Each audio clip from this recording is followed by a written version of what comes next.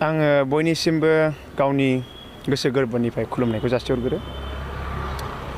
निस्सय आइमोन आफामोन रायजो राजाफोर लोगोसे बिदा फंबाय बिनानावमोन लोगोसे आंनि लोगोफोर आंगो लोगोफोर बयबो आंखौ देग्लायनि बिधान सभा एमएलए आव देरहाहोनांगोन जाहाथे जोंनि हास्थायनाय बायदि सेंग्रा सिख्लानि हास्थायनाय बायदि गामिनि रायजो राजानि हास्थायनाय बायदि आं मावफुंलांनो हाथों।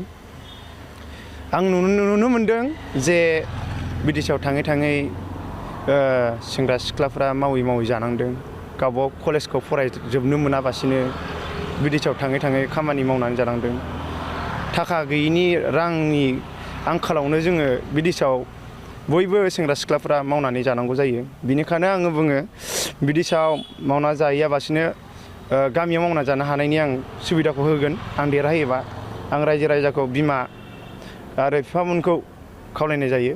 आं बेखिनियावनो बयखौबो खावलायहरो जे आंनि हिरानि डायमन्ड बा हिरा छबियावहाय बयखौबो भट होनो थाखाय आङो थिननाय जायो आरो निस्सय आङो देरहागोन होननानै आङो मिजिंथियो। आं क'क्राझार एलआईसी 3 नं क'क्राझार एलआईसी आव डायमन्ड छबि हिरानि छबि लानानै आं दा इन्डिपेन्डेन्टआव गेलेनाय जादों। आङो फार्स्टआव नेशनेल कंग्रेसआव दंमोन किन्तु बबेबा खारननि अबजार्भारफोरनि दालालि जितु दालाल खालामनायाव आङो टिकेटखौ मोननाय जायाखै। किन्तु आङो इन्डिपेन्डेन्ट छबिया आंना हिरा जागोन आरो देरहानायाथ' देरहानांगौ। मानो होनबा दानि सिटिजेन जिहेतु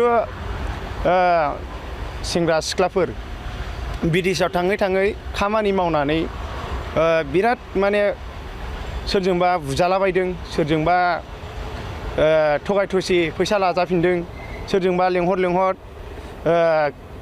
बिराद माने दालाल खालामजायो आरो बिदेशआव थाङोबा सोरबाबा थैनांगौ जाहैबाय। दा बेफोरखौ लानानै जुदि बिमाया बिफाया जुदि गावनि फिसालाफोरखौ जुदि मोजां लामायाव जुदि लाबोनो सानाखैबा बिसोरो आंखौ देरहाहोनाय नङा। किन्तु लाबोनो सानदोंबा गावनि फिसालाफोरखौ जुदि अनथारोबा आंनो भट होनानै आंखौ देरहाहोगोन होननानै आं मिजिंथियो। औ खामानि मावगोन देरहायोबा।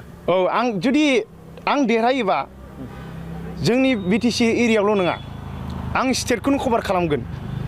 बेसांखिनि बिदेशआव थांनाय उन्दैफोर दं बिसोरखौ आङो गावबा न'आव थानानैनो गावबा न'नि एरियायावनो माबा मोनसे डेभेलप मावनानै जानो हानाय आं बे फर्मुलाखौ खोन्थागोन आरो मावनाबो होगोन। जुदि अननाय दंबा बिमा माहारि आइमोन जोंनि आफामोन आइमोन जुदि अननाय दंबा बे खोथाखौल' होनगोन आं। गावबा फिसाया जुदि बिदेशआव थांनानै गोमाहैयोबा देजायोबा सोरबाबा बुजायोबा थाखा फैसानि थाखायनो नङाना नंगौ। जुदि गावबा गामि एरियायाव जुदि मावनानै जानो हायोबा बेसेबां सुबिदा जागोन नङा नंगौ। आं मोनसेखौल' खोथाखौ बुंबावगोन जुदि आंखौ देरहाहोयोबा निस्सय गावबा फिसाफोरखौ गामियाव थानानै रुजु रुमु मोनजागोन होननानै आं मिजिंथिगोन आरो।